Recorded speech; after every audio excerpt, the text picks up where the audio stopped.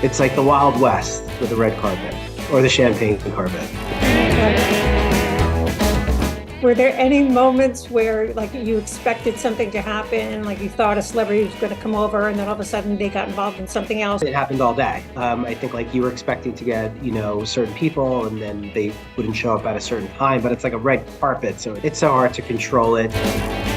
What the producers mainly are doing is they're just lining up those, what are we going to first? Who's our first interview?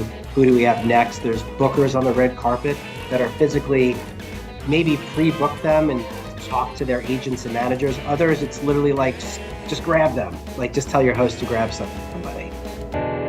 There's like always moments where you're watching and you're like, oh yeah, this is a live show. Like you see a little bit of an elbow or somebody steps into a frame. You're coming back from break and the producers run in to go give notes and stuff. And, we're counting back and producers are still huddled around. We're down to 5, 4, 3. And then they start steering away and there's still one producer sitting there just not knowing where to go. And it looked like a mistake too, because then she realized and ran off, where I was like, oh, just stand there, it's fine.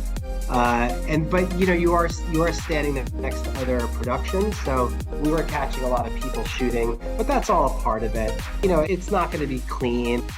Things that do happen. Prompter went down a couple times, and the talent's like reading, and then if you're really closely watching, you can kind of tell that they can tell that it's not rolling anymore, and then they start trying to figure out where they are to go. But our talent was great on that. They didn't really miss a beat, but those things happen all the time, and you get in their ear and just be like, go, go, go. Or, Wow. just throw to the pack. You try to remind them the package they're throwing to or something. We did have Brendan Fraser. We were hoping to talk to him, and we actually got him, and he was it was amazing. He was always emotional, like before the Oscars, like at the awards when he won, and then when he did actually win.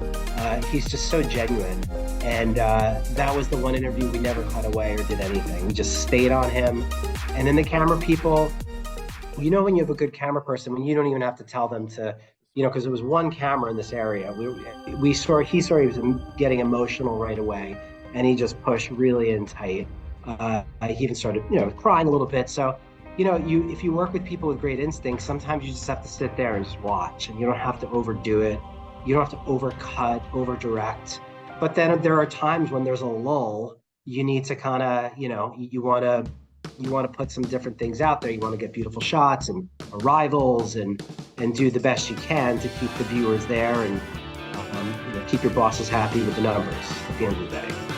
Right. We always say the best stuff actually happens, or the unplanned things. It's when you're doing an interview and then, Joe Pesci comes around and breaks up the interview, and those are the best moments where they're truly on the fly, real, unscripted. So we don't put a lot of pressure on ourselves for those live shows where you don't know where you're going. You just want to be prepared. You want to be ready. You have great camera people that can find great shots of people walking around. And then, great talent who really is, you become your own booker. You're just grabbing who you want, or you'll go run down to go get somebody and bring them over to your station. It's very tight on a red carpet. There's not a lot of room. You get about, we were an ABC show, so we got, a 10 by 10 space for our main hosts. We had one main area with 1 or 2 cameras, and then we had the step and repeat where you first walk in, where all the press are, and then the audience.